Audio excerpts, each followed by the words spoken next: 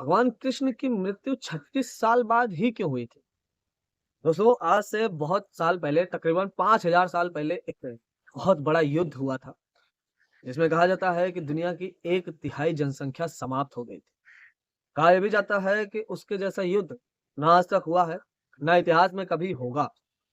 कहा जाता है कि वो इतना भयानक युद्ध था, इतना भयानक युद्ध था कि कुरुक्षेत्र की मिट्टी आज भी लाल है 5000 साल बीतने के बाद। तो चलिए जानने से पहले हम आपको चलना पड़ेगा द्वापर युग में, महाभारत के युद्ध में चलना पड़ेगा। तभी आपको डिटेल में समझ में आएगा कि आखिर में भगवान कृष्ण की मृत्यु 36 साल बाद ही क्यों हुई। सबसे पहले बात कर लेते हैं एक योद्धा का। अगर हम महाभारत की बात करते हैं, तो जैसे ही कृष्ण का नाम लेते हैं, अर्जुन का नाम लेते हैं, ऐसे ही एक योद्धा ये भी है जिसके बिना ये महाभारत ही अधूरा था, जिसका नाम है अंगराज कर्ण, जिसको हम पांडवों के बड़े भाई के रूप में भी जानते हैं। कहा जाता है कि कर्ण के पास इतनी शक्ति थी, उस समय कर्ण के पास 1 लाख दिव्यास्त्र थे और ब्रह्मास्त्र कई सारे थे। कहा जाता है कि भगवान राम के बाद और भगवान कृष्ण के बाद कर्ण से बड़ा योद्धा आज तक नहीं हुआ। कहा जाता है कि अर्जुन को वो एक पल में हरा सकता था कर्ण, लेकिन वो हार जाता है। इसकी वजह ये है कि वो शापित था। अब बात करते हैं कि कर्ण कर्ण भगवान सूर्य का बेटा था, भगवान शिव का बहुत बड़ा उपासक था, बहुत बड़ा दानी था।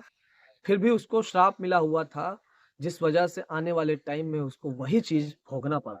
लेकिन उसकी मृत्यु का कारण हो जाता है वो श्राप, क्योंकि वो शापित था। दोस्तों, इतना श्राप मिला था कर्ण को, इतना ज़्यादा श्राप मिला था, फिर भी अर्जुन उसको युद्ध में हरा नहीं पा रहा। कर्ण जब एक बाण मारता था अर्जुन के रथ पे, तो भगवान कृष्ण बैठे हुए थे, ऊपर हनुमान जी बैठे हुए थे, तो एक बाण में और 10 से 15 मीटर पीछे चला जाता था। और अर्जुन जब कर्ण को मारता था तो कर्ण का रथ 50 से 60 मीटर पीछे जाता था। तो अर्जुन को लगता था कि वो बहुत बड़ा योद्धा, बहुत ज़्यादा ताकतवर है। लेकिन जब युद्ध समाप्त होता है, तो कृष्ण से बोलते हैं कि केशव देखा मैंने कैसे कर्ण का तहस-नहस कर दिया। कृष्ण बोलते हैं कि अर्जुन तुम गलत हो। कर्ण के तुम आधा भी नहीं हो। अगर कर्ण अपने आप पे आ जाए और मैं तुम्हारे रथ से उतर जाऊँ, ऊपर हनुमान जी बैठे हैं, उनको तुम्हारे रथ से हटा दूँ, तो तुमको एक क्षण में वो तुम्हारा नाश कर देता है। कर्ण और अर्जुन एकदम से आखिरी दिन लड़ाई कर रहे थे। कर्ण का उस दिन आखिरी दिन था, मतलब इस धरती का आखिरी दिन था।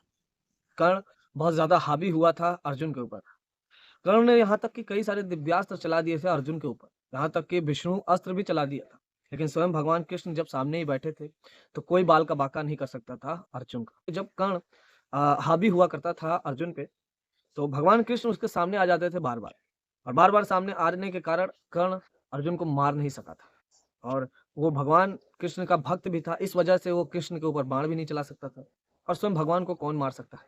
लेकिन जब अर्जुन कर्ण को मारने जा रहा था, तो वहाँ पे बेईमानी के तरीके से वो कर्ण को मार देता है। अर्जुन और कर्ण का जब भयानक युद्ध चल रहा होता है, तो कर्ण निहत्था हो जाता है, अचानक से उसका रथ धँस जाता है।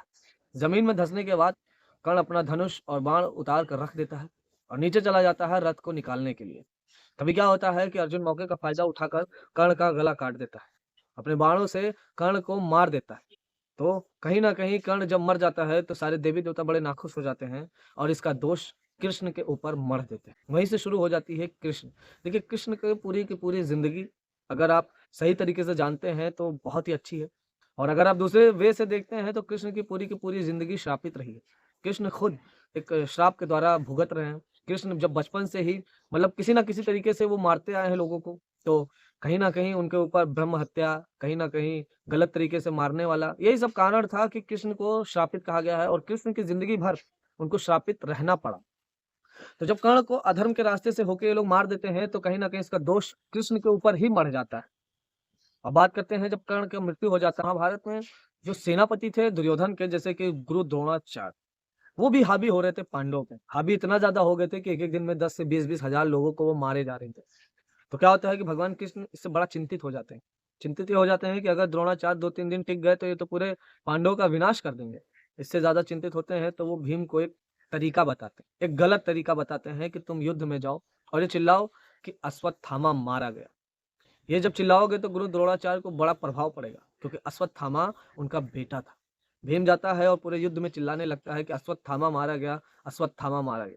जैसे गुरु द्रोणाचार्य अपने शस्त्र त्याग देते हैं और जमीन पर रोने चिल्लाने लगते हैं, बैठ जाते हैं, जिसका मौके का फायदा उठा के भीम उनका गला काट देता है। इसी तरीके से गुरु द्रोणाचार्य का भी अंत हो जाता है। गुरु द्रोणाचार्य एक ब्राह्मण थे और इसका भी पाप भगवान कृष्ण पे ही लगता, क्योंकि उन्होंने ही भीम को झूठ बोलने के लिए मजबूर किया था। बात करते हैं भीष्म पितामह। भीष्म पितामह महाभारत के एक प्रमुख अंग रहे हैं। कहा जाता है कि भीष्म पितामह, जो कि वो परशुराम भी उनसे नहीं जीत सकते थे, इतने बड़े बलशाली और ज्यादा ताकतवर योद्धा थे।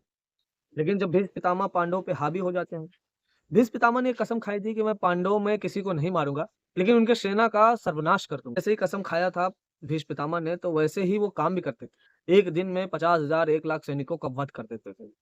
कृष्ण ये देखते हैं कि बात, युधिष्ठिर कृष्ण के पास आते हैं, बोलते हैं कि भगवान, ये तो चिंता का विषय है। भीष्म पितामह बहुत ज्यादा ताकतवर है, उनको हम लोग तो रोक नहीं पा रहे हैं, आप ही कुछ उपाय बताइए। भगवान कृष्ण कहते हैं कि मेरे पास एक उपाय है। वो अर्जुन को लेके जाते हैं और भीष्म पितामह के सामने युद्ध के लिए खड़ा कर देते हैं। भीष्म पितामह बोलते हैं कि अर्जुन मेरे सामने मत आओ, मारे जाओ। अर्जुन बोलते हैं कि पितामह देखा जाए। अब उनको भगवान कृष्ण का साथ मिला था, तो फिर भगवान जिसके साथ हो तो वो तो दुनिया से भी लड़ जाएगा। तो अर्जुन के साथ भी ऐसे ही होता है। भगवान और अर्जुन एक साथ खड़े हो जाते हैं और भीष्म पितामह से युद्ध लड़ने के लिए तैयार हो जाते हैं। बात कुछ ऐसा होता है कि जब भीष्म पितामह अर्जुन को हराने ही वाले होते हैं, तभी अर्जुन के सामने शिखंडी आ जाता है। शिखंडी जो कि पिछले जन्म में एक स्त्री हुआ करता था, और कहीं ना कहीं भीष्म पितामह को भी ये श्राप मिला था कि उनकी मृत्यु एक स्त्री के कारण ही होगी। जैसे ही भीष्म पितामह शिखंडी को देखते हैं तो वो अपना धनुष रख देते हैं। वो बोलते हैं कि मैंने कसम खाया था कि मैं किसी स्त्री पे हाथ नहीं उठाऊंगा। और जैसे ही वो अपना धनुष रखते हैं, अर्जुन उनको बाणों से घायल कर देते हैं, उनका पूरा शरीर छेद देते हैं। कहा जाता है कि भीष्म पितामह की मृत्यु का दोष भी भगवान कृष्ण के ऊपर मढ़ा गया था, क्योंकि उन्होंने ही शिखंडी को बुलाया था और अर्जुन अर्जुन के सामने खड़ा किया था। बात यहाँ तक नहीं होती दोस्तों, जब महाभारत का सबसे बड़ा युद्ध, गदा युद्ध दुर्योधन और भीम के बीच जब होता है, तब भी वहां पे भगवान कृष्ण के ऊपर ही दोष मढ़ा जाता है। बात कुछ ऐसा होता है कि दुर्योधन गदा में बहुत ज्यादा माहिर था, बलराम का शिष्य था और बहुत ज्यादा उसको गदा आती थी। वो भीम से ज्यादा शक्तिशाली तो नहीं था, लेकिन गदाधर में वो भीम से ज्यादा ताकतवर था। भीम और दुर्योधन के बीच युद्ध शुरू हो जाता है और दुर्योधन हावी हो जाता है भीम के ऊपर।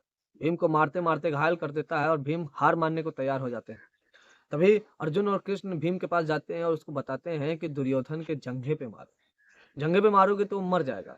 कहा जाता है कि इसके पीछे बड़ी वजह ये थी कि जब माता गांधारी, दुर्योधन की जो माता थी, उन्होंने दुर्योधन से बोला था कि मैं आंख पे वो पट्टी बांध के रखती थी, क्योंकि उनके पति अंधे थे। तो गांधारी बोलती हैं कि तुम मेरे सामने आ जाना नंगे, एकदम से नंगे आ जाना, तुम्हारे शरीर पे कोई वस्त्र ना हो, और तुम्हारा पूरा का पूरा शरीर पत्थर का हो जाएगा। दुर्योधन करता कुछ ऐसा है कि वो नंगे पहुंच जाता है, लेकिन रास्ते में उसको मिल जाते हैं भगवान कृष्ण। भगवान कृष्ण दोस्तों उसको मिलते हैं, उसको बता देते हैं कि तुमको लज्जा नहीं आती, तुमको शर्म नहीं आती, अपनी माता के शरीर के सामने नंगे जाओगे, और वैसे भी कुछ तो अपना जो गुप्त अंग है वो ढक लो, बाकी नंगे पहुंच जाना।